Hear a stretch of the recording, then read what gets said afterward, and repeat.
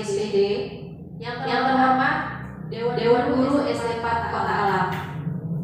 Puji syukur kita panjatkan kehadirat Allah Subhanahu wa Ta'ala yang mana pada hari ini masih memberikan kita rahmat dan nikmat berupa kesehatan sehingga kita bersama-sama bisa berkumpul di kelas 4 ini dalam keadaan sehat walafiat, tidak kurang satu apapun. Salawat serta salam kita panjatkan kepada Allah Subhanahu wa Ta'ala dan kepada junjungan Nabi Muhammad SAW yang kita nantikan syafaatnya di hari-hari akhir nanti. Baiklah, pada hari ini kita berkumpul di sini dengan tujuan untuk mendengarkan atau mempelajari bersama destinasi menyebarkan pemahaman dan penerapan pengalaman budaya positif yang akan disampaikan oleh CGP Angkatan 10 rekan-rekan kita, yaitu Ibu Rizka Pujiherza SPDI. Untuk acara pada hari ini yaitu pembukaan, sambutan, kemudian penyampaian materi. Untuk mempersingkat waktu, marilah kita membuka acara ini dengan bersama-sama membaca basmalah. Bismillahirrahmanirrahim. Untuk acara selanjutnya yaitu sambutan oleh kepala sekolah. Untuk ini kepada Ibu Susiwati dipersilakan.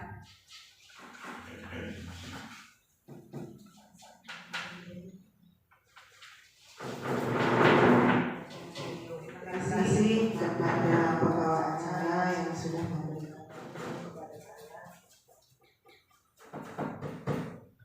Bismillahirrahmanirrahim. Assalamualaikum warahmatullahi wabarakatuh. Guru SD 4 Kota Alam yang saya hormati. Marilah kita memanjatkan puji dan syukur kehadirat Allah Subhanahu wa Ta'ala yang mana pada pagi hari menjelang siang ini kita semua dapat berkumpul di ruang kelas 4 dalam rangka mengikuti kegiatan yang akan disampaikan oleh Ibu Rizka.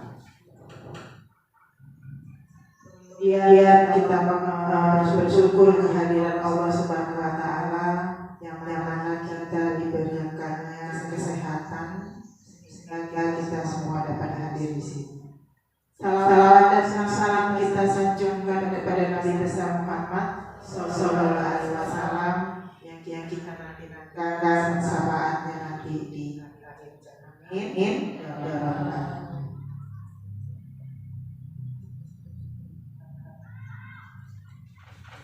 Bapak Ibu sekalian, pada hari ini kita akan mengikuti kegiatan dari Ibu Rizka Pujiherza SPD. Beliau adalah calon guru penggerak SD 4 Kota Alam.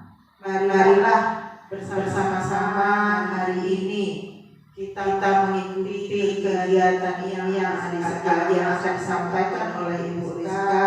Mudah-mudahan kegiatan kita pada hari ini dapat berjalan dengan lancar. Kemudian kegiatan ini kita sepenuhnya mendukung Ibu Rizka agar beliau dalam mengikuti kegiatannya dapat selesai dengan baik, dengan lancar dan dapat dimudahkan. Untuk itu, marilah kita sama-sama mengikutinya sampai dengan selesai. Kemudian nanti misalnya kurang paham, kurang mengerti, mungkin bisa bertanya sama Ibu ya, Ibu Rizka, apa yang beliau sampaikan. Itu sekian saja sambutan dari saya. Mudah-mudahan kita pada hari ini dapat menambah ilmu. Saya akhiri. Wassalamualaikum warahmatullahi wabarakatuh.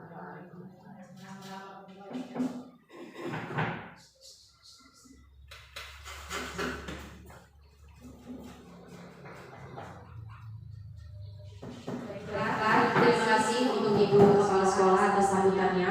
Acara selanjutnya yaitu penyampaian Diseminasi menyebarkan pemahaman dan penerapan pengalaman budaya positif oleh Ibu Friska Puji Herliza. Ibu dipersilakan.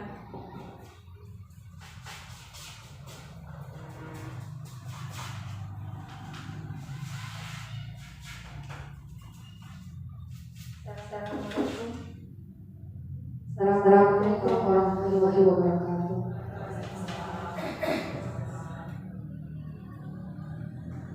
Terima kasih sebelumnya kepada kepala sekolah Ibu Susmiaswati selaku Bambang SD 4 Kota Alam, dan terima kasih kepada Beliau yang telah membantu saya selaku menjadi dan kesempatan untuk berbicara di depan teman-teman sekalian. Salawat serta salam kita sanjungkan kepada syukur kita kepada Allah Subhanahu wa Ta'ala yang telah mengamankan kita begitu banyak macam nikmat sehingga kita bisa berkumpul di sini bertukar pikiran, berbagi pengalaman, berbagi pengetahuan untuk kemajuan pendidikan Indonesia, terutama di SD 4 Kota Alam ini. Tentunya harapan besar kita, anak-anak kita jauh lebih baik lagi dengan kurikulum yang baru ini. Salawat serta salam kita sanjungkan kepada Nabi kita Nabi Muhammad SAW. Berkat beliau kita bisa merasakan Islam hingga saat ini, bisa merasakan ilmu pengetahuan, raja-raja wanita diangkat, ya. Itu semua berkat beliau. Senang saya di sini saya CGP angkatan 10 Friska Puji Herliza dari SD 4 Kota Alam ini menyebarkan pemahaman pengalaman tentang budaya positif. Kalau mendengar kata budaya positif, kira-kira apa yang ada di benak Bapak Ibu? Ibu-ibu sekalian, budaya positif, perilaku, disiplin, apa lagi? Budaya positif. Apa sih kalau budaya positif? Kebiasaan. Ya. Tolong ya.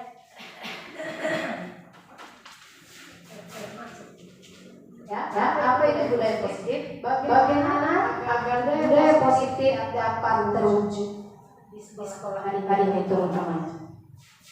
Bagaimana? Ada yang tahu? Bagaimana supaya budaya positif bisa terwujud di sekolah kita? Pembiasaan yang positif ya. Karena tidak mungkin mudah menanamkan kebiasaan positif itu, apalagi kalau di rumahnya dia tidak terbiasa. Nah, di sini saya akan menyampaikan 6 konsep inti budaya positif.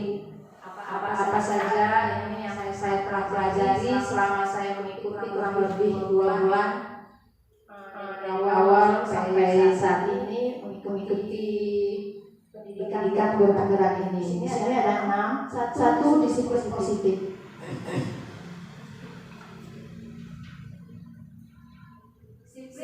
Positif ya. Disiplin positif dalam budaya kita, maka kata disiplin dimaknai menjadi sesuatu yang dilakukan seseorang pada orang lain untuk mendapatkan kepatuhan. Biasa ya kita dengar disiplin ya. Gimana caranya supaya disiplin? Jadi kita tuh kadang mengucapkan disiplin. Nah, kayak anak-anak tuh biasa patuh. Disiplin berasal dari kata disiplina yang artinya belajar. Disiplin mengacu pada disiplin diri yang memiliki tanggung jawab apa yang dilakukan berdasarkan nilai-nilai yang diyakini. Kalau orang sudah meyakini mau benar mau salah, dia mengatakan itu benar, Bu. Tapi bagaimana kita selaku guru menuntun, memberitahu mana yang benar, mana yang salah? Disebutkan disiplin positif. Supaya kebiasaan yang dilakukan anak itu sampai ke depannya adalah yang positif. Kenapa di sekolah kita mengajarkan senyum, salah, sapa, lagi, santun, ya. Itu juga kita berharap semua itu tertanam, terbiasa oleh anak. Disiplin positif merupakan salah satu cara penerapan disiplin yang bertujuan untuk membuka kesadaran serta memberdayakan peserta didik tanpa adanya imbalan, penghargaan, ancaman atau hukuman. Mungkin awal saat kita mengharapkan kita mengenalkan yang di atas itu, ya, imbalan, reward kan, penghargaan, ancaman atau hukuman. Sering ya Bu. Kalau nggak pakai baju seragamnya, jemur. Yang mengerjakan PR nilainya 100, ibu kasih hadiah. Itu dari reward ya, itu pancingan. Tapi jangan sampai berlebihan dan terus. Nah, di sini ada nilai-nilai kebajikan universal. Banyak nilai-nilai kebajikan universal, tapi yang akan saya tampilkan di sini cuma 2. Selebihnya bisa kalian cari di rumah. Ya. Satu yang sekarang ini kita budayakan ya Bapak Ibu, yang digunakan kurikulum kita yaitu kurikulum merdeka, yaitu nilai-nilai kebajikan dari profil pelajar Pancasila. Ada 6. 1. Beriman dan bertakwa kepada Tuhan Yang Maha Esa dan berakhlak mulia. Negara Pancasila Bapak Ibu bukan menganut satu agama saja ya, kita banyak menganut, tapi dari sekian banyak agama kita percaya bahwa Tuhan kita ada ya, Tuhan Yang Maha Esa. Jadi mau agamanya berbeda, tetap mengakui bahwa Tuhannya itu hanya satu. Kedua berakhlak dan berakhlak mulia. Tidak ada agama yang mengajarkan sesatan atau akhlak yang buruk ya Bapak Ibu. Tentunya walaupun kita berbeda agama, berbeda suku bangsa, tetap yang diharapkan adalah positif itu ya. Yang kedua mandiri. Tentunya kita berharap anak-anak kita bisa mandiri, bisa percaya diri, dia bisa berdiri dengan kaki sendiri, berdiri dengan kemampuannya sendiri, itu harapan kita. Terus bernalar kritis. Karena bernalar kritis ini perlu Bapak Ibu. Kalau kita latih anak bernalar kritis itu nanti dia akan inovatif ya, tanpa disuruh nalar sendiri gitu. Berkebinekaan global, terutama di negara kita yang sukunya begitu banyak Bapak Ibu, walaupun langsung aja pecah-pecah menjadi beberapa bagian ini. Tidak ada kebinekaan global, rasisme susah kita. Terus bergotong royong. Kita tetap terkenal dengan budaya yang gotong royongnya Bapak Ibu. Bisa kita lihat belum tentu negara luar sana bisa bergotong royong. Rata-rata mereka malah takut kalau melihat orang-orang yang terlalu ringan tangan menolong, cuma mereka takut karena di negara lain mereka tidak terbiasa seperti itu. Selanjutnya kreatif. Nah, yang satu lagi nilai kebajikan dari Ibu Primary Years Program CPP. Banyak di sini nilai-nilainya: toleransi, rasa hormat, integritas, mandiri, menghargai, antusias, empati, keikutsertaan, kreativitas, kerjasama, percaya diri, komitmen. Ini semua tetap kembali ke nilai kebajikan yang diajarkan, karena memang kebajikan itu yang kita harapkan untuk semua anak-anak kita. Ya. Kedua, teori inti yang kedua adalah teori motivasi, hukuman, penghargaan, restitusi. Ibu, ketika menjajar pastinya, jangankan Bapak Ibu, saya juga menerapkan. Kita menggunakan kasih, ya, hukuman, penghargaan, restitusi nanti dulu. Mungkin kalian asing ya dengan kata-kata restitusi. Kalau untuk hukuman, penghargaan, motivasi, sering Bu ya dengarnya. Ya. Tiga motivasi perilaku manusia. Kalau mengerjakan sesuatu kan pasti ada motifnya ya. Kalau bahasanya motivasi, satu menghindari ketidaknyamanan atau atau hukuman. Yang kedua, untuk mendapatkan imbalan penghargaan dari orang lain.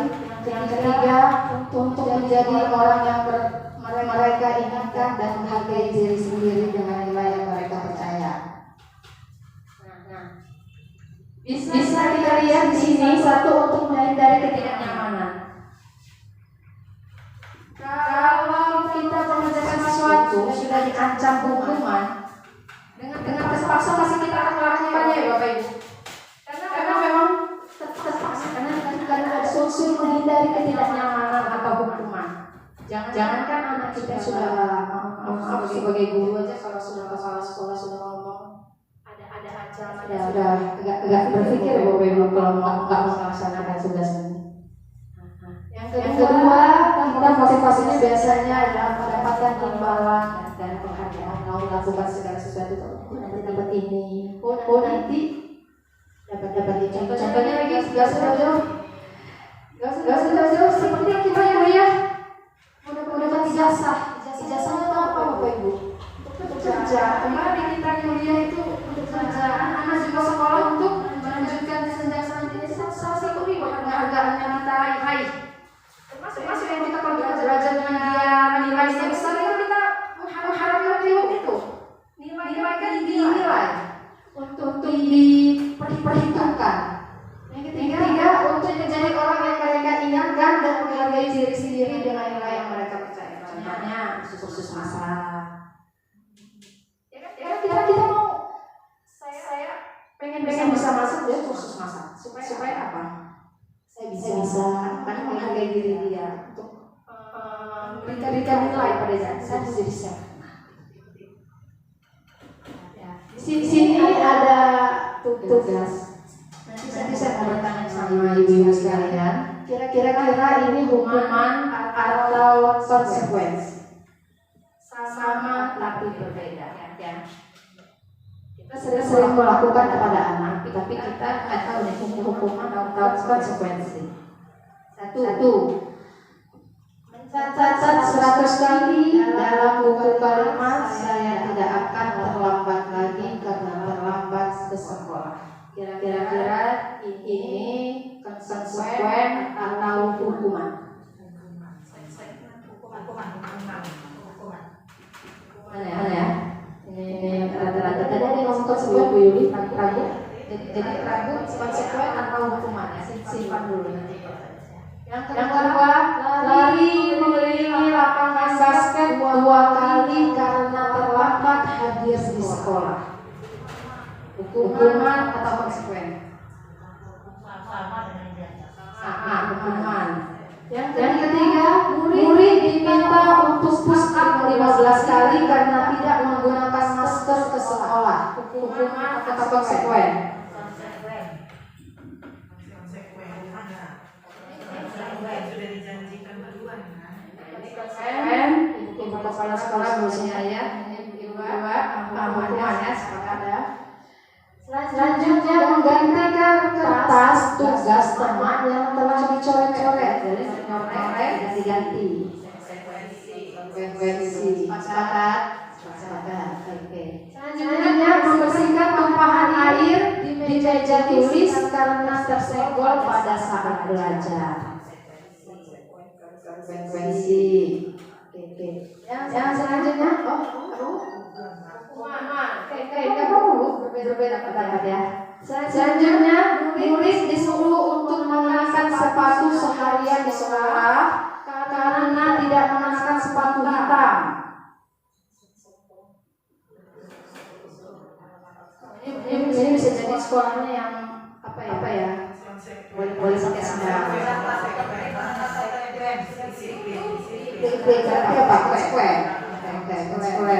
Terus lari mengelilingi lapangan basket 2 kali karena terlambat 10 menit untuk pelajaran PJOK.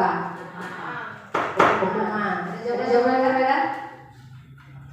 Sama-sama. Oke, agak sudah.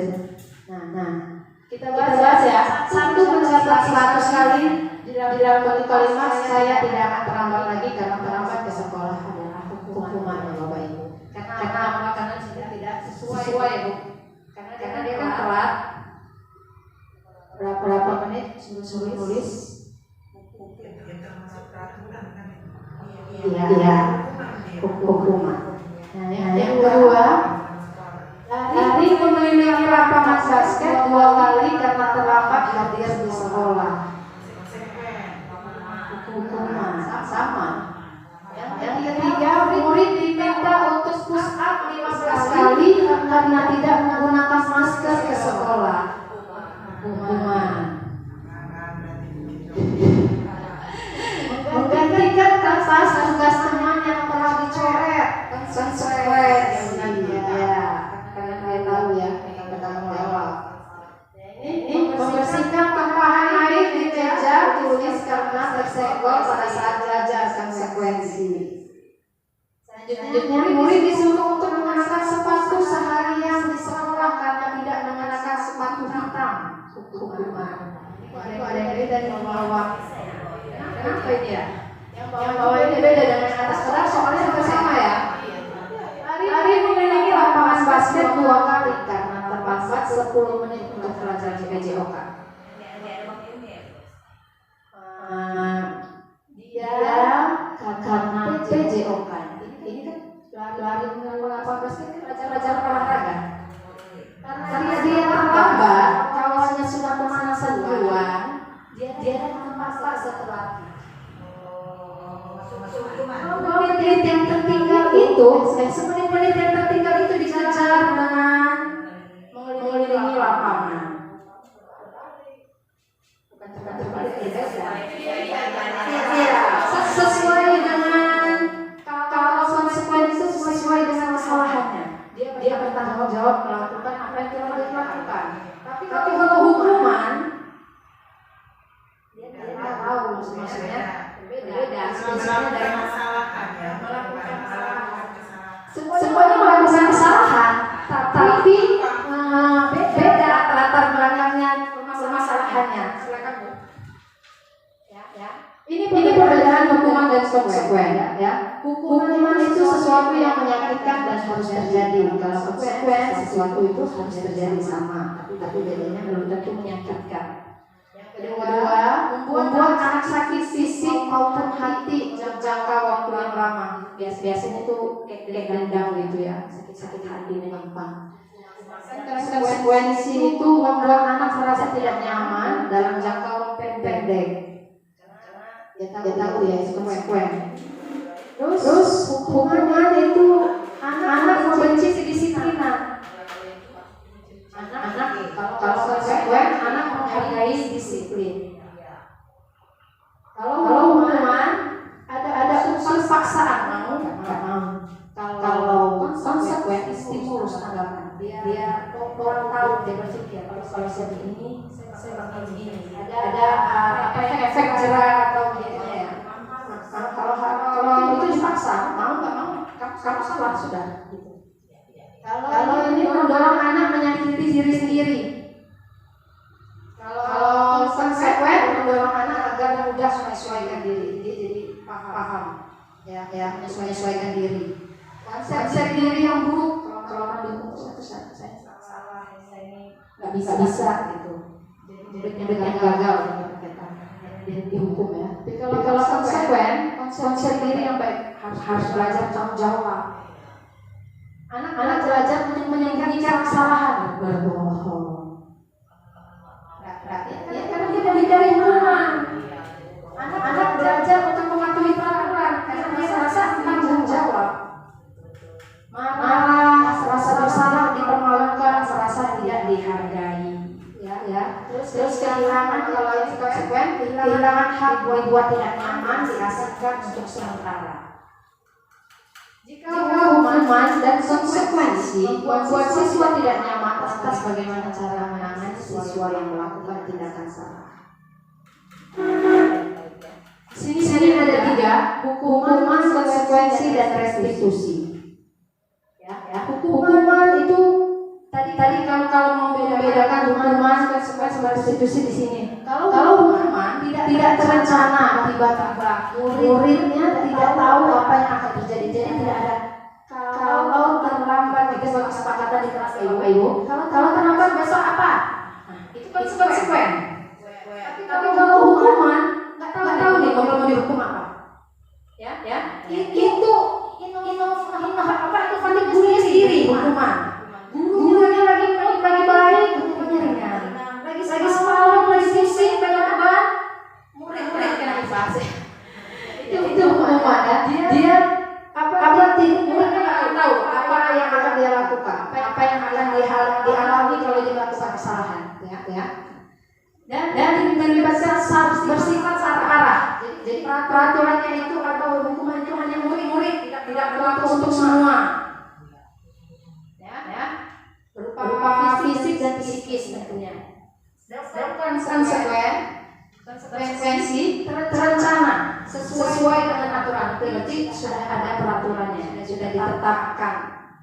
Ya, berarti kalau kita kayak mau mengikuti peraturan itu, kalau kita di polisi kena tilang itu bukan hukuman Bapak Ibu, tapi konsekuen, karena sudah ada peraturan yang kena tilang sekian. Jadi sudah tahu, itu sudah tercatat. Ya. Nah, ini murid buat tidak nyaman jika guru selalu memonitor. Kita cuma memonitor, kita sudah tahu peraturan apa, kita sudah tahu batasnya bagaimana, kalau kesalahan apa yang dilakukan, akan ada konsekuensi yang akan dilakukan. Di sini adalah restitusi, yaitu proses menciptakan kondisi bagi murid untuk memperbaiki kesalahan. Proses kolaboratif yang mengajarkan murid mencari solusi tersendiri. Jadi kalau konsekuensi ini Bapak Ibu beda sama restitusi. Kalau kita memberi hukuman sudah selesai tanggung jawab kita. Tapi kalau kita menggunakan cara restitusi, kita mengajarkan ada selanjutnya. Setelah kita memberikan sanksi, ada lagi dilanjutkan oleh gurunya apa? Memperbaiki kesalahan. Halo. Bapak Ibu, yang ketiga adalah keyakinan kelas ya. Apa itu keyakinan kelas? Keyakinan kelas? Ya, kepercayaan, keyakinan ya. Kepercayaan ya. Kepercayaan yang hadir ketika di kelas ya. Selanjutnya, mengapa keyakinan kelas bukan peraturan kelas? Kenapa keyakinan bukan peraturan? Iya. Kenapa keyakinan bukan peraturan? Kenapa kurikulum Merdeka ini mengajarkan kita untuk membuat keyakinan kelas bukan peraturan kelas? Ada yang tahu?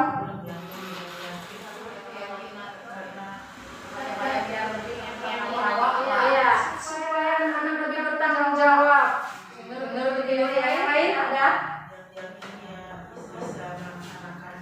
Yang keyakinan supaya dia bisa melaksanakannya. Kalau peraturan itu dia menimbulkan kayak salah lebih tertekan. Kalau peraturan yang keyakinan muncul dari komunitasnya sendiri.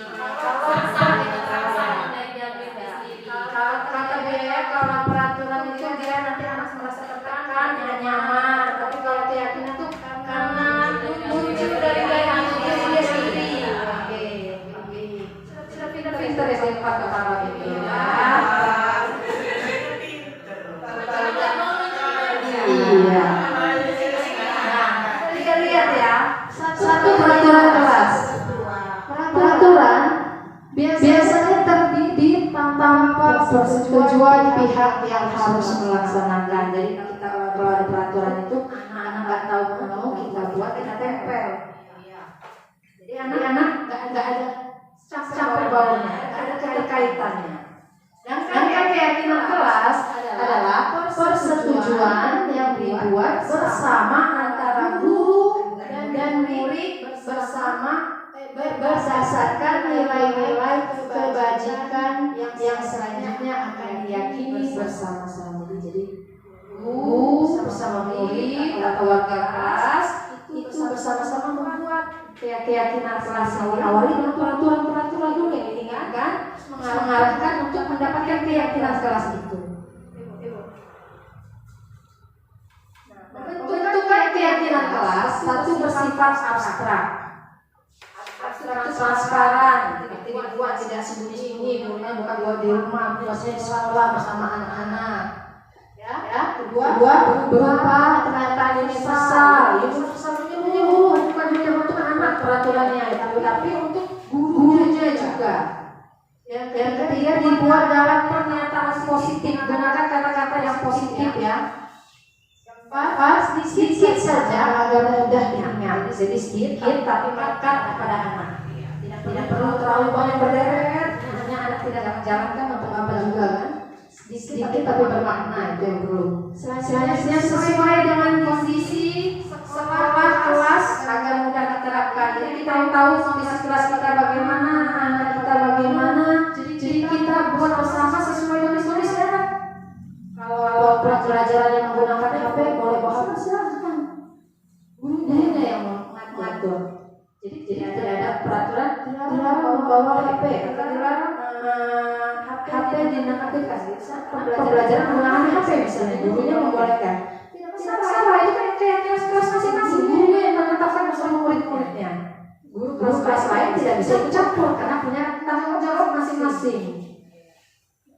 Lalu semua warga kelas sekolah terlibat saat membuat keyakinan kelas. Jadi terlibat ada memberikan peraturan, guru sepakati, teman-temannya menyepakati, ada. Kalau tidak ada sepakat, tanyakan kenapa, cari solusi, seperti itu ya. Namanya keyakinan kelas, cara pembentukannya. Di sini ada keyakinan kelas yang tadi. Satu ya, selalu kembalikan buku ke tempatnya. Ini mengajarkan anak untuk meyakini apa, Bapak Ibu? Tanggung jawab ya, kedisiplinan ya, kebiasaan. Selanjutnya dilarang mengganggu orang lain. Oke, menghormati kenyamanan. Ada yang lain?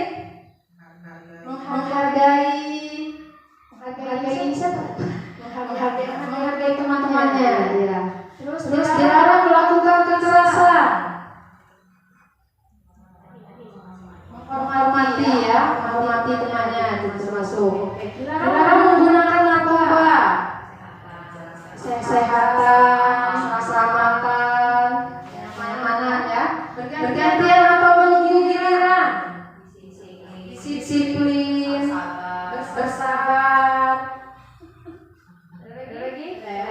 Terus gunakan masker. Kesehatan, cukup, kenyamanan, keamanan. Terus jangan berlari di kelas atau koridor. Kedisiplinan, keselamatan, ketaatan. Oke, kita lihat. Ya, di sini selalu kembalikan buku ke tempatnya. Tadi siapa yang memegang buku ini, ngambil di mana? Uji bu, taruh di mana tempatnya tadi ngambil. Mengajarkan anak untuk tanggung jawab. Siapa yang mengambil, kembalikan ke tempatnya.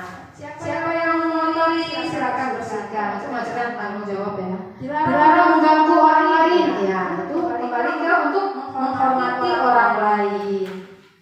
Selanjutnya, hadir di sekolah 15 menit sebelum pembelajaran dimulai. Menghormati orang lain dan disiplin. Gurunya lagi menjelaskan, istirahatnya dia telat, baru datang, gurunya lagi jelaskan, tertinggal. Enggak apa kawannya kan, makanya di situ ada menghormati orang lain. Terus dilarang melakukan kekerasan. Kekerasan tentunya berhubungan dengan orang lain. Dan itu pasti menghormati orang lain dan mengajar keselamatan. Dilarang menggunakan narkoba untuk kesehatan.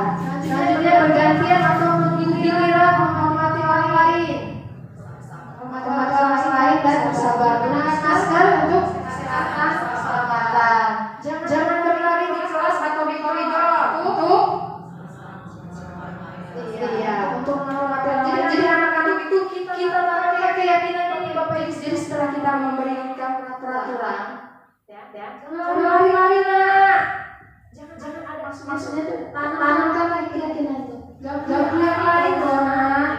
Iya. Nanti kecelakaan, nanti jatuh, nanti luka. Ya. Ada ini ya. Semakan keyakinan aja agar terbenam mereka itu yang tertanam itu keyakinan. Bukan karena musuh kita melototnya.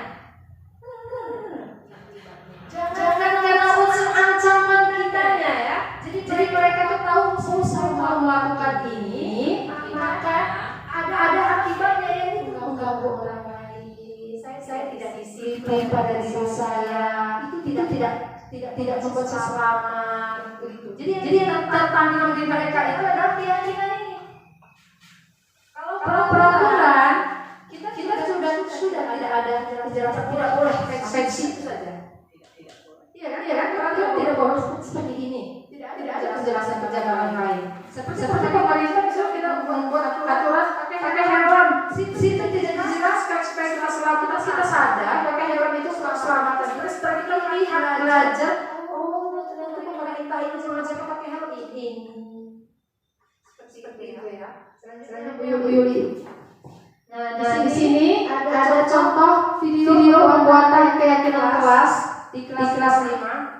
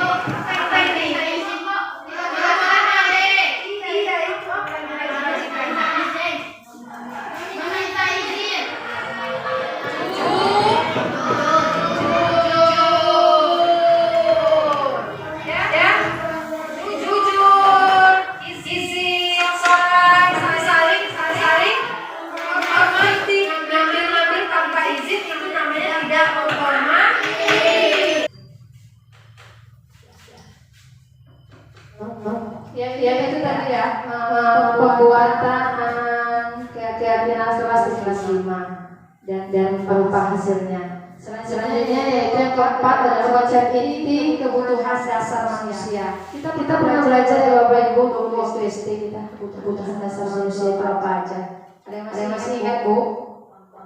Kebutuhan pokok. Contohnya apa Bu?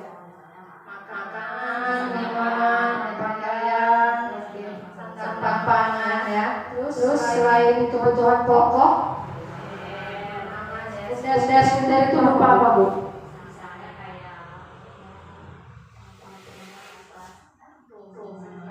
Biar ya kendaraan itu bertahan hidup ya.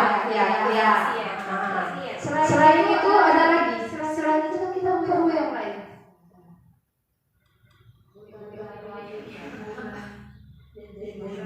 Hiburan, kesenangan kita perlu Bapak Ibu. Ternyata stres itu memicu kematian paling banyak. Iya, karena banyak orang yang stres itu kalau serahkan sama Tuhan, nggak kembali lagi sama Tuhan, banyak yang akhir hidup. Itu penelitian banyak itu. Jadi hiburan itu perlu, betul. Kebutuhan hiburan, kesenangan ya. Ada yang lain? Kita kalau lagi jenuh kami apa gitu kan? Kalau nggak terpenuhi gitu apa? Cukup ya. Silakan dulu. Kita lihat bersama ya. Kebutuhan dasar manusia adalah segala sesuatu yang kita lakukan untuk mendapatkan apa yang kita inginkan. Seluruh tindakan yang kita lakukan memiliki tujuan tertentu. Dan semua usaha terbaik yang kita lakukan adalah dalam rangka agar kebutuhan dasar kita terpenuhi dengan baik. Jadi apa saja kebutuhan dasar kita? Satu, bertahan hidup. Seperti yang dibilang Bu Yesi tadi, rumah, makan, pakaian, tempat tinggal, keamanan, kesehatan. Itu adalah kebutuhan bertahan hidup. Yang kedua adalah kebutuhan kasih sayang dan rasa diterima. Pernah ya kita menghadapi ansang santri, murid kita yang maaf anak yatim, agak beda ya Bu dengan anak kita yang orang tua yang lengkap. Berarti ada kebutuhan dasar manusia yang tidak terpenuhi oleh dia, ada yang kurang ya. Berarti kalau dalam matematika ada yang cincang gitu kan, makanya penerapan itu berbeda. Di sini kita pahami ya. Di sini tuh dia kekurangan kasih sayang atau rasa diterima. Yang ketiga yaitu penguasaan, harga diri, keinginan untuk dianggap menjadi pemimpin. Walaupun dia bukan pemimpin di sekolah, bukan pemimpin di rumah, tapi dia keluarga, bisa jadi dia dianggap menjadi pemimpin. Kepala rumah tangga, atau walaupun dia jadi pemimpin, seorang itu di rumah didengarkan. Walaupun dia curhat dengan suami, kalau nggak ada suami yang mendengarkan curhatnya kan nggak ada keluh kesah gitu kan. Ya, curhat aja. Kita perlu diakui itu naluri manusiawi ya Bu. Siapa yang nggak mau didengarkan? Siapa yang nggak mau diakui? Kita kadang teman-teman yang sudah mulai masuk sudah sakit hati ya, sudah tersinggung seperti itu. Selanjutnya kebutuhan yang keempat, kebebasan. Ya. Kebebasan, kebutuhan yang keempat. Apa yang kebebasan? Mandiri, coba hal baru. Kita mau ya Bu ya, coba yang baru gitu. Nggak mau dikekang, nggak diatur, bosan dengan yang ini, pengen bebas seperti itu ya. Yang selanjutnya itu adalah kesenangan, seperti yang dikatakan Bu Susi ya, hiburan, humor, antusias, tertawa. Itu Bapak Ibu. Ini adalah 5 kebutuhan dasar manusia. Kalau 5 ini satu saja tidak terpenuhi, bakal ada indikasi yang menunjukkan dia tidak terpenuhi. Bisa jadi stres, kenakalan, hal-hal yang negatif untuk mencari perhatian. Nah, itu juga anak. Kalau 5 kebutuhan ini yang dia tidak terpenuhi, ya perhatian gurunya ada aja. Ada yang sama gurunya, ada yang dia nakal untuk supaya gurunya itu mau ngobrol sama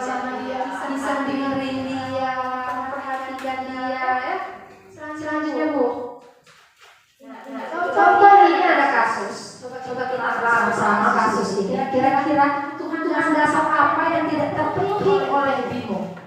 Siapa itu Bimo? Kita lihat ya. Bimo seorang anak TKB, selalu berlari keluar kelas menuju jalan raya di depan sekolahnya yang ramai dengan kendaraan. Tingkahnya membuat guru Bu Ani bingung dan seringkali lari mengejarnya. Ada beberapa kemungkinan jawaban yang diberikan Bimo. Kalau misalnya Bu Ani nanya sama Bimo, jawabannya Bimo seperti ini. Aku senang bermain kejar-kejaran dengan ibu guru, seru.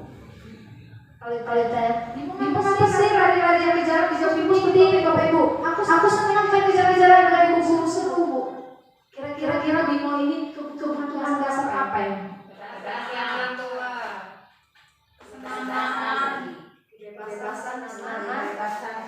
Kebebasan atau kesenangan? Lihat dari jawabannya, aku senang main kejar-kejaran dengan ibu guru, seru. Silakan Bu, lihat. Dia namanya bebas loh. Kesenangan. Ini hobinya lari. Seru dia main. Ada hobinya lari, ada yang namanya Lego di tempat, ada yang hobi baca buku. Dia hobinya lari Bapak Ibu. Berarti kita harus berarti dia hobinya lari. Kalau ada orang lari, masih si Bimo. Itu kita mengenali Tuhan dasar dia kesenangan harus dimiliki. Lari. Kalau ada lomba lari, masukin Bimo. Berarti itu kelebihan. Yang pede-pede silakan. Selanjutnya, kalau jawaban Bimo ganti lagi bisa berbeda, aku hebat kan bisa bikin ibu guru kejar aku. Kira-kira ini Bimo ini bukan dasar apa ya? Aku hebat kan bisa bikin ibu guru kejar aku. Anak kecil kan anak saya kan sering sombong nih katanya. Hebat kan Bu guru bisa kejar aku katanya. Kira-kira apa? Ada kebutuhan ada apa?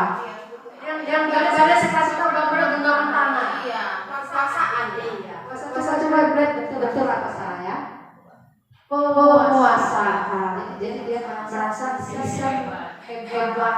Ini loh gue gitu kan. Bukan bisa. Iya. Selanjutnya kalau jawaban Bimo ditanya aku sesat belajar mewarnai terus dalam kelas. Kira-kira dia apa?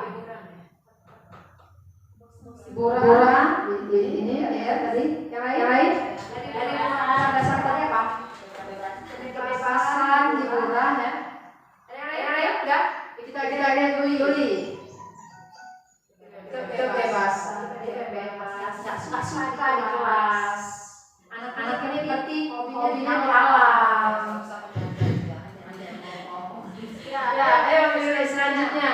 Nah, kalau ditanya lagi dia jawabannya ibu kejar aku karena ibu sayang sama aku. Kira-kira apa?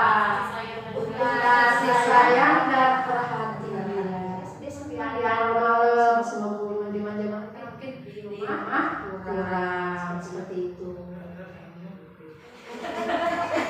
Kalau ada jalan ya Bapak Ibu seperti itu ya. Lanjut Bu. Itu tadi ya. Nah selanjutnya di poin ini yang adalah 5 titik ini poin ini adalah posisi kontrol guru. Kita pernah ada di posisi apa saja ketika kita menangani anak. Kalau kita ada Bu ini apa yang kita lakukan? Kesabaran. Ada yang marah, ada yang diem, ada yang mikir dulu ya apa yang ditinggalkan. Silakan pilih 5 posisi kontrol guru. Ini ada 5 posisi kontrol guru. 1 penghukum, 2 pembuat merasa bersalah, yang ketiga teman, keempat memantau, kelima manajer. Dari 5 ini mana yang sudah pernah ada posisi kalian? Semuanya. Kalau saya banyak penghukum. Kalau posisinya yang banyak penghukum. Ya. membuat merasa bersalah, teman. Kira-kira itu ada posisi mana kita lihat kategorinya, ciri-cirinya Bu Yuli? Hukum. Misalnya kalau ada anak, di ada kasus siswa tidak memakai atribut lengkap saat upacara. Lihat ini ada ciri-ciri hukum, bukan merasa bersalah teman, manajer dan monitor. Yang kita lihat dulu penghukum. Misalnya anak nggak lengkap pakai atribut ya. Hormat berbendera, diri di depan. Sering kita belajar kawan-kawan kita bisa tahu itu. Pada dia sedang ada di posisi penghukum. Tapi kalau kita ketika anak tidak lengkap kita mengucapkan berapa kali aku harus ngomongin kamu. Nah selalu ada aja. Lagi ada di posisi pembuat merasa bersalah. Berapa kali dia boleh ngomongin capek, sakit pelayu. Jadi pelayunya itu sakit anak-anaknya. Yang ketiga itu, ayo dong ikuti aturan. Tolong Bapak itu ya, sekali ini aja. Ya sudah, tidak apa-apa. Lain kali jangan buat seperti ini lagi ya. Jadi teman. Kita sambil santai, sambil ketawa, ya lembut, tidak ada apa. Selain itu yang keempat itu ada di posisi pemantau. Kamu sudah melanggar aturan sekolah. Kamu tahu konsekuensinya. Sering ya ada di posisi ini. Kalau kamu tahu, berarti setelah kamu operasi di atribut yang tidak kamu bawa itu. Setelah tidak beli itu, jangan diulangi lagi ya nak. Jangan semacam kata seperti ya. Berarti kita lagi ada di posisi pemantau Bapak Ibu. Nah, ini ada lagi satu namanya manajer. Apa bedanya manajer? Manajer, apakah kamu tahu kesalahanmu? Kira-kira bagaimana kamu memperbaiki kesalahan? Ada lanjutan dari yang pemantau ini dilanjutkan dengan memperbaikinya bagaimana? Dikasih anak-anak itu berpikir bagaimana supaya tidak terulangi. Kalau pemantau tadi kan cukup, jangan diulangi lagi ya di situ. Tapi kalau itu lanjutkan lagi dengan gimana supaya besok nggak terulang lagi? Saya siapkan Bu, misalnya tanggung jawab saya siapkan tuh dari malam nanti. Kalau kamu lupa menyiapkan, di rumah ada siapa? Ada ibu, ada kakak, ada Ayu ya. Minta tolong Ayu. Kalau kamu nggak bisa ingat, catat tulis di jadwal. Jadi susun buku sudah ingat dia nyiapin atribut supaya tidak tinggal. Bedanya manajer yang pemantau. Ini ada contoh video kasus kontrol guru. Ada 5 ya.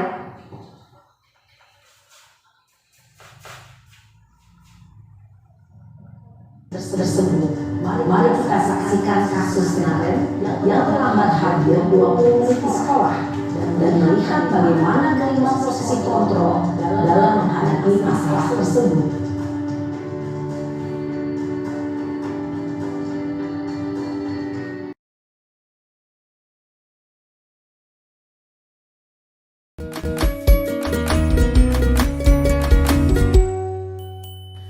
Salam bahagia Ibu dan Bapak guru hebat.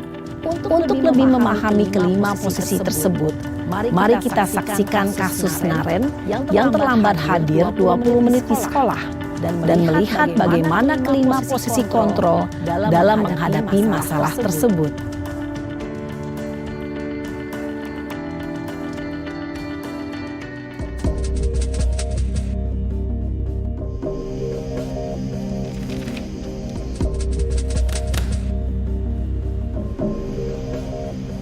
Naren! Sini kamu! Selamat pagi, Bu. Selalu terlambat. Kamu deh, pasti terlambat. Maaf, Bu. Saya Apa coba? Alasan kamu apa lagi? Kapan sih kamu tidak terlambat? Malas sekali ya kamu jadi anak. Saya Dasar pemalas. Gak kapok-kapok sih kamu. Sudah berapa kali terlambat? Sana. Kamu keliling lapangan basket 2 kali. Kenapa saya harus keliling lapangan basket, Bu? Kenapa? Kamu melawan ibu? Berani-beraninya jawab. Sudah terlambat, masih berani jawab pula. keliling lapangan basket 5 kali sekalian. Biar kapok. Cepat. Pergi sana ke lapangan basket. Posisi penghukum biasanya berbicara dengan nada tinggi, menghardik, menunjuk-nunjuk, menyakiti, dan menyindir. Hukuman bisa berupa fisik maupun psikis. Ibu dan bapak guru hebat, dampak yang terjadi pada murid ketika guru berada pada posisi penghukum adalah murid cenderung akan memberontak, bahkan menyimpan dendam.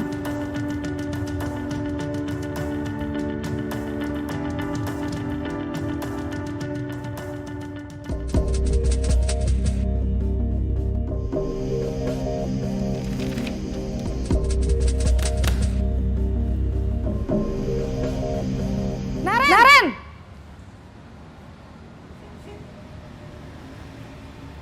Selamat pagi, Bu. Naren. Kamu kenapa terlambat lagi, Nak? Ya Tuhan, Naren. Kamu senang ya bikin ibu susah ya? Kalau kamu terlambat lagi, nanti ibu yang ditegur bapak kepala sekolah, Nak. Disangka ibu tidak bisa membina kamu. Duh, gimana ini? Maaf, Bu. Duh, Gusti Naren. Kamu suka ya kalau ibu ditegur bapak kepala sekolah? Terus sekarang ibu harus tulis apa ini di buku absen? Ini kamu sudah sering terlambat loh. Ibu harus apa coba? Maaf, Bu. Maaf sekali. Ya sudah, lain kali jangan bikin ibu susah lagi ya, Nak ya. Ibu tidak akan kuat lagi kalau kamu begini terus. Bisa jantungan kalau ibu ditegur bapak kepala sekolah. Sana cepat kelas. Maaf ya, Bu. Maaf sekali. Posisi pembuat rasa bersalah berbicara dengan nada tenang, cenderung lembut. Namun kata-kata yang diutarakan membuat murid merasa menjadi orang yang gagal, memandang buruk dirinya sendiri, merasa tidak berharga, dan tidak sanggup membahagiakan orang lain. Ketika guru mengambil posisi pembuat rasa bersalah, murid akan menganggap dirinya yang bersalah dan ia akan menyimpan emosi negatif tersebut di dalam dirinya.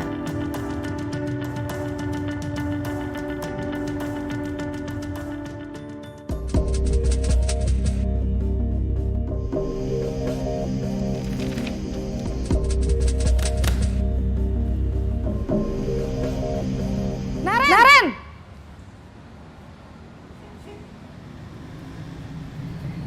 Selamat pagi, Bu. Wah, sudah jam berapa ini, Nak? Terlambat lagi ya, sayang.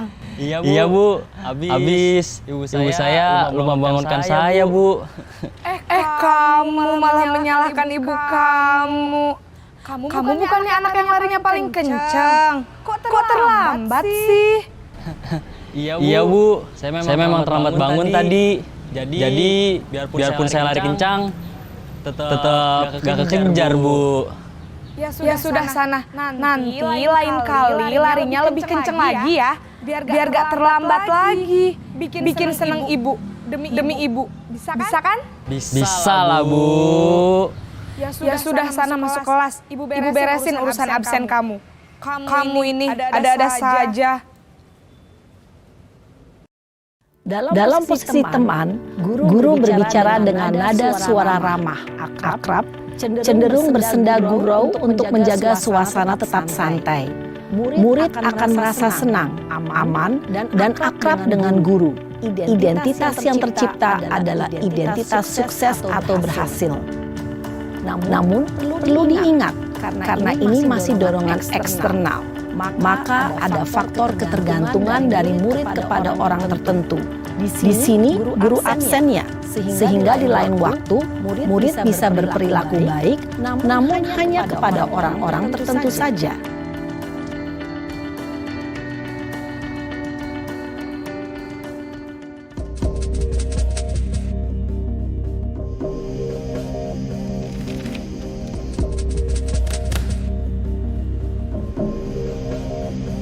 Naren!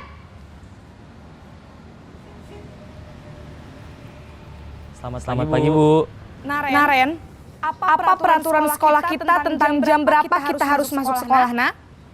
Kita harus di sekolah jam 7, Bu. Iya, betul. Sekarang sudah jam 7.20. Naren sudah tahu konsekuensinya jika terlambat hadir. Paham, Bu. Saya harus tinggal kelas pas jam istirahat selama 20 menit. Iya, benar. Konsekuensinya demikian. Jadi nanti jam 9.30 pas istirahat, kamu harus tinggal di kelas, kerjakan tugas tambahan untuk ketertinggalan kamu, ya? Baik, Bu. Posisi pemantau mengandalkan penghitungan atau data untuk mengontrol murid. Guru mengarahkan murid berdasarkan peraturan dan konsekuensi. Seorang pemantau menunjukkan bahasa tubuh dan ekspresi wajah yang datar dan cenderung formal.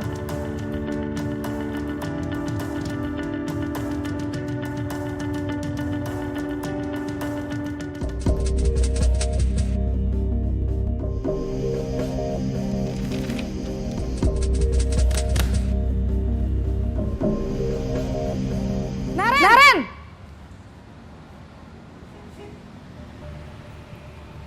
Selamat pagi, Bu.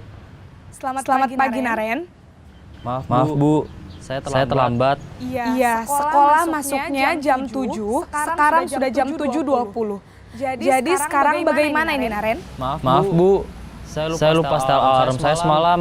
Baiklah, menurut kamu, keyakinan sekolah yang mana yang perlu kamu tingkatkan? Menghargai diri sendiri dan orang lain mungkin ya, Bu. Setuju.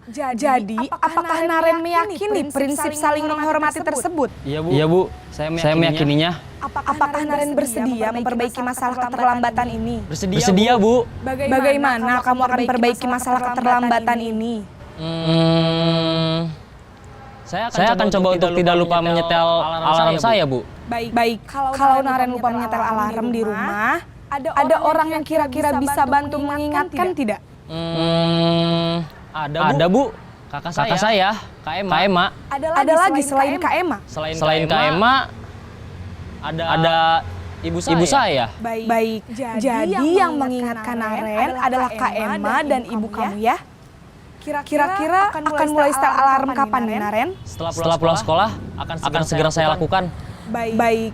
Jadi Naren akan setel alarm untuk bangun besok pagi dan akan diingatkan oleh kakak dan ibunda Naren, ya. Ada lagi yang mungkin perlu dilakukan, Naren, agar tidak terlambat bangun lagi. Tidak ada, Bu. Baik, Naren. Terima kasih untuk kerjasama kamu. Sekarang kamu perlu kembali ke kelas untuk belajar. Baik, Bu. Terima kasih. Posisi manajer adalah posisi kontrol yang disarankan untuk membimbing murid memiliki sikap disiplin yang positif, yaitu murid yang mandiri, bertanggung jawab, dan dapat memecahkan masalah. Tujuan dari posisi ini adalah agar murid dapat berefleksi atas tindakannya. Guru akan dengan tulus memberikan pertanyaan-pertanyaan bermakna, sehingga membuat murid dapat belajar dari kesalahannya dan mencari sebuah solusi untuk menyelesaikannya. Ibu dan Bapak guru hebat, setelah mengamati adegan kelima posisi kontrol tadi, kira-kira posisi mana yang paling ideal? Posisi mana yang dapat menunjang motivasi intrinsik murid? Ya, tentu posisi manajer. Posisi ini memang posisi ideal yang ingin dituju setiap pendidik. Pada posisi inilah, guru dapat menerapkan disiplin positif yang berpihak pada murid, yang memerdekakan murid. Perjalanan seorang pendidik tentunya tidak mudah untuk sampai pada posisi seorang manajer. Namun, tujuan kita pasti, yaitu menciptakan murid-murid yang mandiri, merdeka, dan bertanggung jawab. Yang ya, poin segitiga restitusi. Ini adalah suatu proses dialog yang dijalankan oleh guru agar dapat menghasilkan murid yang mandiri dan bertanggung jawab. Ini adalah ketika kita menghadapi anak yang bermasalah, ya. Ada tiga poinnya, yaitu satu, menstabilkan identitas. Bu Desma bisa minta tolong. Menstabilkan identitas. Yang kedua, validasi tindakan yang salah, dan yang ketiga adalah menanyakan keyakinan. Berdasarkan prinsip membuat kesalahan adalah bagian dari pembelajaran. Jadi kalau orang salah itu jangan buru-buru kita marah, mencat, ya Bapak Ibu ya. Karena manusia gitu, kata kembali fitrahnya manusia itu tidak ada yang sempurna. Ya. Contohnya kita ucapkan apa kalau anak kita berbuat salah, kita stabilkan dulu identitasnya dengan cara bisa mengucapkan berbuat salah itu manusiawi. Ibu maklum, ibu tahu, ya. Atau tidak ada manusia yang sempurna, ibu tahu kok gitu. Bapak Ibu juga berbuat salah, atau kita bisa menyelesaikan masalah ini. Ibu tidak tertarik untuk mencari tahu siapa yang salah, yang penting kita hadapi dulu masalah ini, bagaimana menyelesaikannya. Jadi anak yang buru-buru kita judge kalau ada masalah langsung ibu ini, berarti nanti dulu kita angkat dulu anak. Kita stabilkan dulu identitasnya, jangan dipojokkan oleh orang yang bersalah dulu, Ibu. Yang kedua, validasi tindakan yang salah. Berdasarkan prinsip setiap perilaku berupaya memenuhi suatu kebutuhan dasar tertentu. Seperti tadi ya, kebutuhan dasar manusia tadi. Jadi anak itu ada yang tidak terpenuhi kebutuhannya. Dengan cara kita memakluminya dengan mengucapkan apa ini? Kamu pasti punya alasan ya, kenapa kamu melakukan itu? Atau padahal kamu bisa ya melakukan lebih buruk dari ini. Kamu patut bangga karena telah melindungi sesuatu yang penting bagi kamu.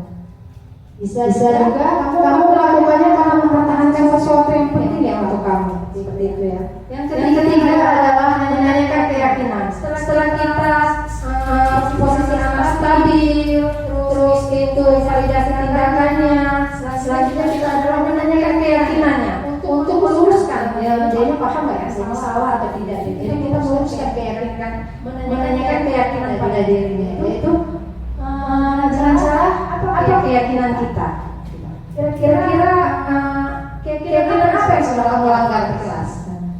Apa yang telah disepakati bersama atau menghargai orang lain? Kira-kira yang kamu lakukan itu menghargai orang lain tidak? Seperti itu ya. Bisa juga seperti apa gambaran kelas yang ideal menurut kamu? Kalau kamu seperti itu ideal tidak di kelas? Atau bisa juga kamu ingin menjadi orang seperti apa? Kira-kira kalau kamu melakukan itu sampai tidak dengan perilaku kamu seperti itu? Ya. Ini adalah contoh video kasus posisi kontrol guru terhadap Dara, anak murid kita kelas 5. Dara, kamu tadi berantem ya dengan Yuda? Iya Bu, sih. Kesal kenapa? Yuda hari ini mengejek-ngejek saya terus Bu, dan bukan hari ini saja, dari kemarin-kemarin dia Bu mengejek saya. Oh, seperti itu. Wajar sih kalau ibu ada di posisi kamu juga akan melakukan hal yang sama. Terus apa yang kamu lakukan kepada Yuda? Saya marah-marah Bu, dan tanpa saya sadari saya menendang meja Yuda. Oh, kamu berbuat seperti itu pasti ada alasannya ya? Iya Bu. Kenapa? Saya kesel benar Bu. Sudah bersabar, sudah saya ingatkan, tapi masih diulang-ulang Bu. Ya wajar lah kalau kamu merasa kesel dan marah. Ibu juga kalau dibegitukan pasti juga akan marah. Nah, menurut kamu hal yang kamu lakukan ini benar atau salah kepada Yuda? Iya, salah. Keyakinan keras apa yang sudah kamu langgar hari ini menurut Dara? Saling menghormati. Menurut Dara, saling menghormati itu perlu tidak sih? Iya betul. Kalau menurut kamu itu perlu, apa yang harus kamu lakukan ketika kamu marah? Saya harus lebih bersabar dan menahan amarah saya Bu. Iya, betul. Terus untuk memperbaiki yang telah kamu lakukan, apa yang harus kamu lakukan? Saya harus bersabar dan menahan amarah saya. Kalau ada teman yang mengejek atau menghina saya akan melaporkan kepada wali kelas atau guru mata pelajaran yang ada di kelas. Ya, betul. Tepat sekali. Semangat ya. Lain kali kalau ada masalah lagi, kamu harus bijak menanganinya. Setidaknya laporkan saja kepada ibu. Terima kasih Dara. Sekarang kembali ke kelas, belajar lagi ya. Semangat Dara. Nah, ya. Terima kasih ya. Bapak Ibu, itu adalah tadi video tentang posisi kontrol guru terhadap anak. Telah kita saksikan bersama. Jadi itu hanya contoh ya Bapak Ibu. Saya kembalikan kepada Bapak Ibu dengan caranya sendiri. Itu adalah cara saya tadi mengontrol kesalahan yang terhadap darah.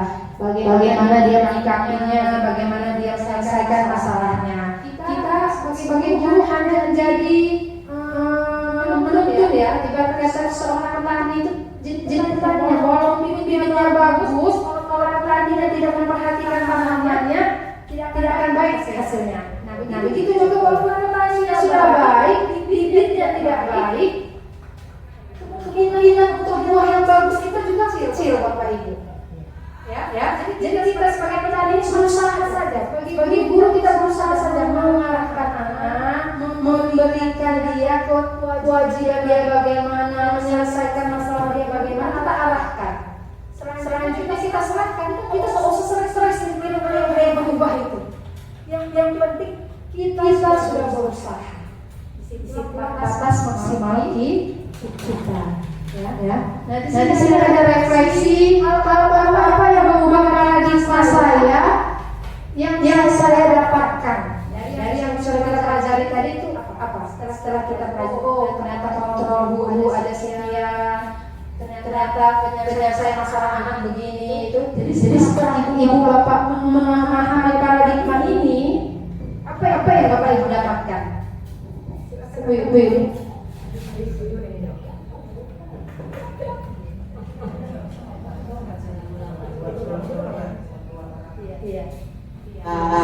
Setelah tadi itu dari Bu Rizka jelaskan yang dari awal sampai yang baik, saya mengambil kesimpulan apa ya, siswa itu untuk lebih bertanggung jawab, dia lebih disiplin, terus untuk masalah yang apa ya dari kontrol itu kontrol guru itu kitanya memilih sebagai teman, karena berhubung saya guru kelas rendah, jadi saya itu memilih untuk berteman supaya anak-anak itu menjadi apa ya, mereka bisa curhat kepada gurunya.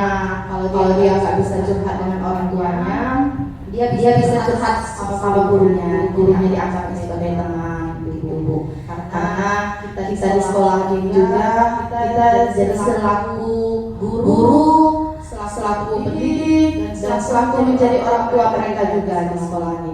Itu aja. Untuk yang lain bisa menambahkan, silakan. Yang kedua ya, perasaan apa yang muncul selama mengikuti sesi ini, khususnya mengenai makna disiplin dan motivasi intrinsik. Perasaan apa? Beda.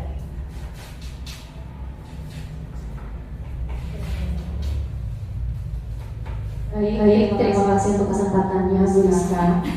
Setelah menyimak penjelasan yang disampaikan, memantapkan ya bahwa yang namanya kedisiplinan itu tidak perlu kita tekankan secara emosional kepada peserta didik. Justru kita harus menimbulkan rasa disiplin itu, tanggung jawab itu dari dalam diri mereka sendiri melalui contoh-contoh kebiasaan dan akibat apa yang akan ditimbulkan jika kita tidak melakukan kedisiplinan dalam keseharian kita. Ya, menanamkan keyakinan ya, berarti lebih tepatnya itu. Jadi ya, peran kamu seperti apakah yang telah ibu lakukan sebelum mengikuti modul ini? Sebelumnya loh. Ya.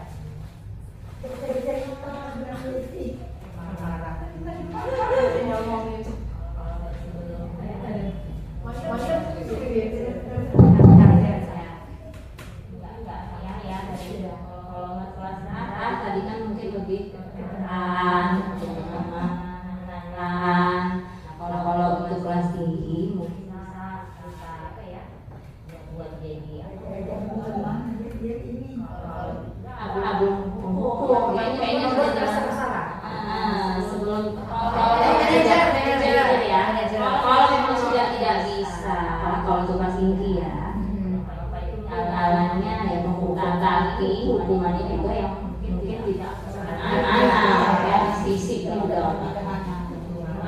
bagian pelajaran aja. Diberikan pelajaran. Ya, dan menurut Ibu Yesi tadi posisi manajer yang tepat untuk anak ya, tapi kalau sudah nggak tepat lagi hukum jangan pistas terakhir ya. Yang keempat jadi saya jadi almos yang seperti apakah setelah mengikuti modul ini? Setelah mengikuti modul ini kira-kira saya akan menjadi apa ya Bu Yesi ya?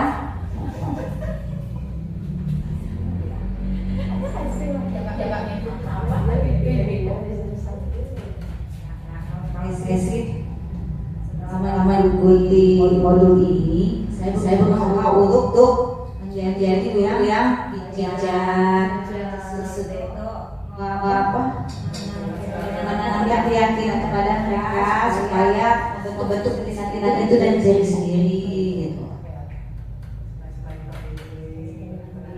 Pembimbing, teman dan orang tua. Terima kasih teman-teman semuanya ya. Semoga ya apa yang sudah kita pelajari ini membuat kita menjadi lebih baik lagi untuk guru ya, untuk kedepannya sebagai guru. Ya, itu saja. Saya akhiri. Wabillahi taufiq wal hidayah.